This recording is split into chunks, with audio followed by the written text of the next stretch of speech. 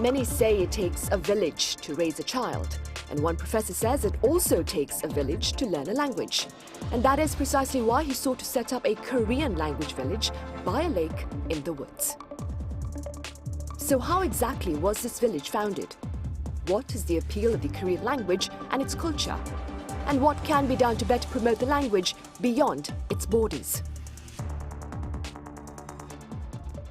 Welcome to Issues and Insiders. Today we have a very special guest who has been working to better promote the Korean language overseas. I have Professor Ross King at the University of British Columbia here in the studio. Professor King, it's a pleasure to have you with us. Thank you for having me on the program. Right, Professor King, let's begin then with a little bit of detail, that is, regarding your founding of a Korean language village at the Concordia Language Villages, I believe. Yes. So we started planning in about 1997. We launched in 1999. I was the founding dean. And so in 2024, the year after next, we will celebrate our 25th anniversary.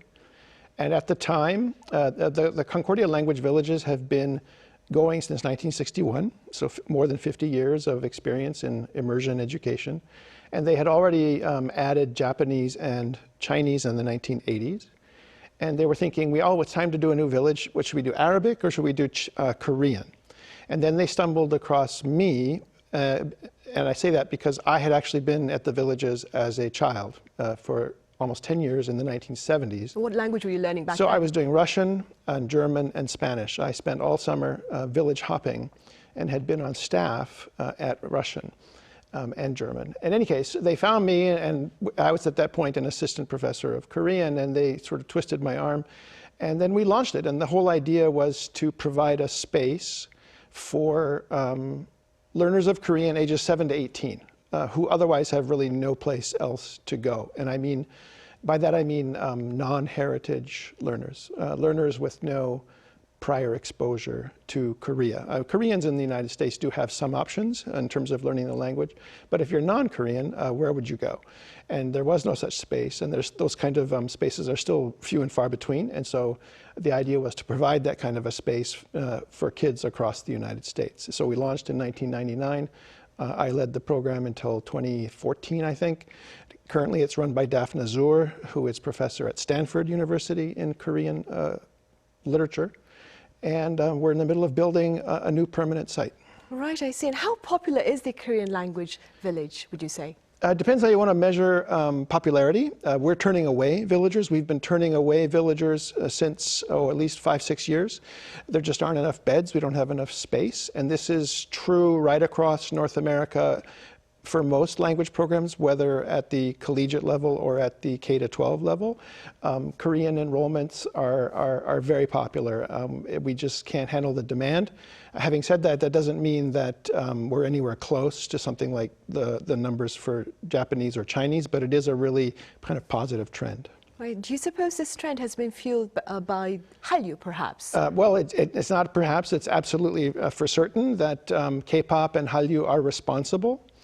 And so we get, they're very effective at targeting, I mean, the Hallyu industry is very effective at essentially creating cravings amongst teenagers, especially teenage girls, but teenagers in general, and so it's super popular. It looks good, the good-looking young men and women, great songs, amazing production values for videos, but more than anything else, K-pop and Hallyu has created this kind of unique fan culture, which creates a special kind of community, and these young people want to be part of that, and they want to be a member of that community. And we, in the Language Village, we are also creating a kind of special community that makes kids want to come back and makes them excited about Korean culture. So it's the K-pop that brings them in the door. But really the challenge is to how to keep them and to sort of snare them so that they don't drop out of the system. And my fear is that at the moment we have many young people in North America that are extremely kind of excited about Korean language and culture. They want to learn it, but there are very few places to go. And ultimately, we lose them. In a sense, Korea loses them. So every teenage kid that gets excited about Korean but then has nowhere to go or sees no obvious sort of track forward that might lead to university, that might lead to studying in Korea, every such potential learner that Korea loses, I think, is a huge loss to to Korean prosperity, to Korean kind of to Korea's national interests. And so I think that's the big worry. Yes, the news here in Korea, the media love to boast about the increased enrollments, the increased interest, all these students entering Korean language programs. But what they don't tell you is that many of them end up dropping out because they don't see the same kinds of opportunities or funded opportunities that you might find for other languages. I see. And before we delve into the efforts to better support the learning and teaching of Korean overseas, Professor King, I'd like to direct your attention back to the curriculum at the Korean Language Village. Now, I understand that the language classes there, they go beyond the language itself to embrace its culture. Could you tell us a bit more about this? Well, I guess the first thing I should say is it's not a school. It's right, and this is something that's hard for, I think, a lot of my Korean colleagues to understand. We're not a school. We're adamantly not a school. It's a language and immersion program. It's a learning environment that surrounds the learner for 2 weeks or 4 weeks with the language. Every single adult that the villager encounters is, and the ratio is like 4 to 1. For every 4 kids, there's 1 staff member. It's a very rich environment. Every adult that the villager meets is there for his or her Korean learning. The meals are all in Korean. They adopt a Korean identity. We don't use their English names. They're only referred to and addressed by their Korean names. When we train staff, one of the kind of jokes is that it's immersion. So the idea is the kids only hear Korean coming out of the mouths of the adults around them. Everything is done in Korean. So it's a language and culture immersion program. It's basically camp. So a fancy way to put that is to call it a residential immersion language and culture alternative education program. It's camp. And so if you've ever been to a summer camp, we do everything you would do in a summer camp, which is sing songs, do archery, play soccer, go canoeing, go fishing, all these things. But there are also sort of targeted opportunities to teach the script, the language. And then if you're a high school student, we offer a 4-week option, which allows you to complete the equivalent of 180 hours of high school instruction and actually get academic credit for a year's worth of instruction in just 4 weeks. Does the camp also perhaps include a Korean menu then, food? The food, of course, absolutely. The food is all Korean. Maybe some breakfasts are Western, but typically the food is Korean. And we actually have an outstanding kitchen staff now, cooking really good meals. There has to be food. I mean, the villagers, when they arrive on the first day, they exchange all of their American currency for Korean currency, which is in the bank. They have to go to the bank every day to remove currency, which is an opportunity to use the language and to learn numbers, to learn about money. There's a village sort of snack store. There's a village, so-called 백화점, where you can buy sort of souvenirs where you have to use Korean currency. So it's a big simulation that prepares villagers for that occasion that we hope when they'll come back, or whether when they're old enough, when they reach adulthood, when they become legal adults at age 18, to go to Korea and then start using what they've learned in the village. I see. Professor King, now we've touched upon this. K-music and K-movies, they have a growing global fan base, of course. And based on what you said earlier, I'm assuming that you believe efforts perhaps to ensure a good Korean language education is not receiving as much attention as it should be. That is correct. That would be an understatement. So the good news is that Koreans, the Korean language, Korean culture is very popular. The problem is that many Koreans, and especially policymakers, corporations, government officials, don't understand the difference between being popular and actually having or exercising soft power. And so being popular is one thing. It's how do you take that popularity and convert it into something long-term? And the way you do that, and the way advanced nations have always done that, and let's not forget that Korea is now counted as an advanced country, they do that through education, through essentially paying foreigners to learn their language and culture, meaning that they underwrite or subsidize or invest in educational programs and opportunities that will create exchange opportunities or else fund schools or create professorships. And this is something that, that Japan figured out very early on. So in the 1970s, 80s, and through the 90s, Japan invested very aggressively in North America in terms of creating professorships, putting their, putting Sony and Mitsubishi, those kinds of of names on buildings, on professorships, on programs.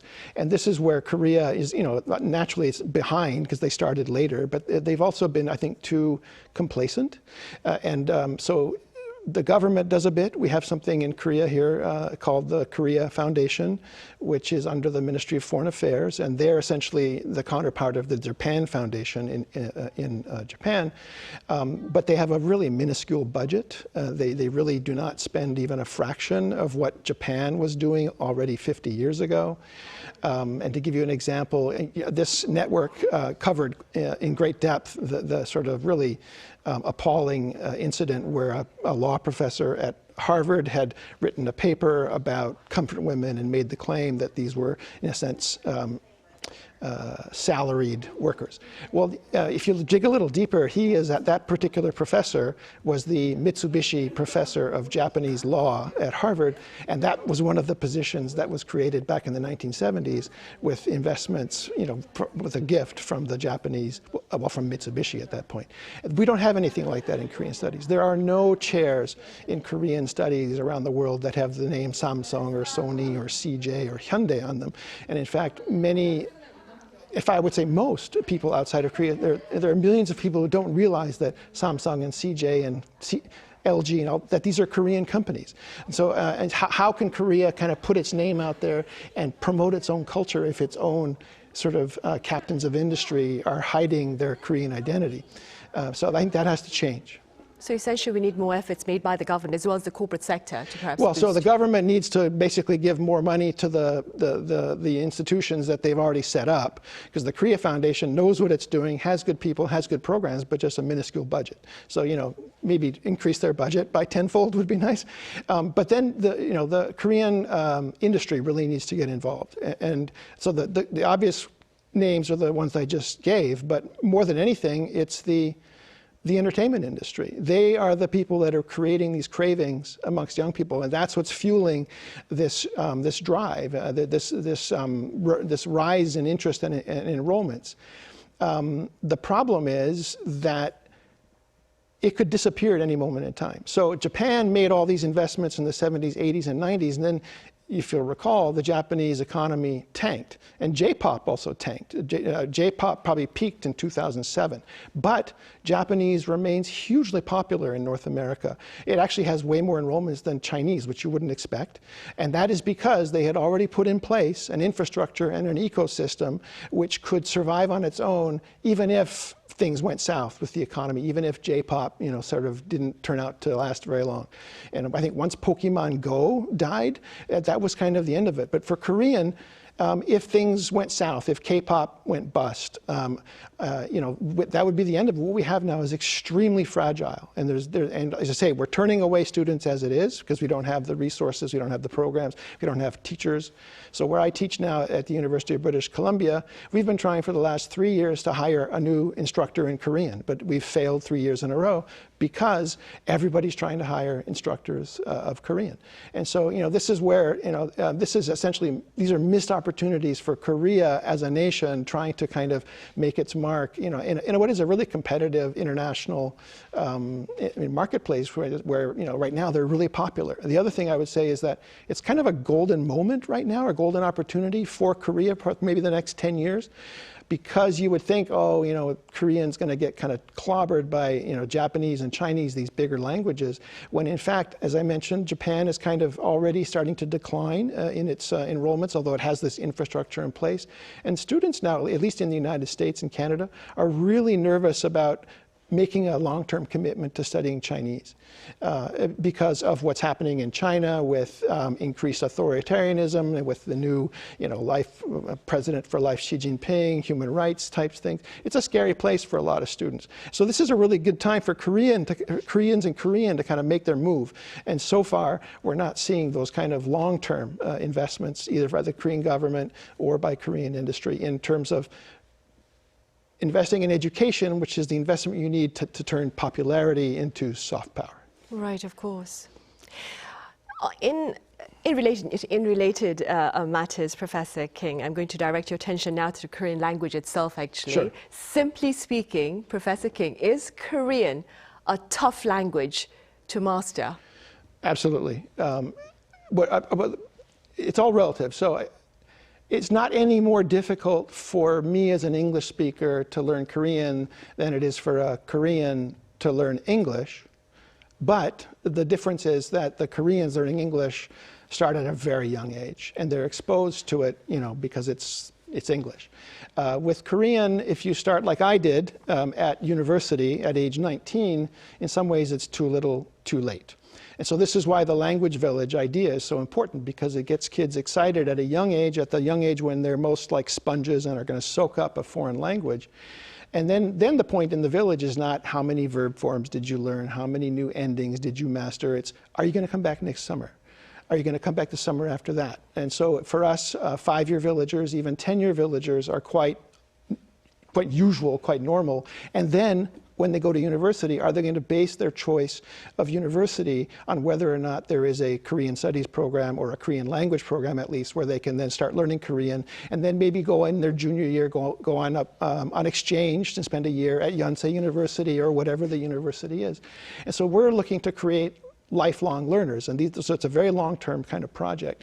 And the problem is that right now there are no other kinds of major investments like this happening that would encourage that kind of a track where it's a long-term investment.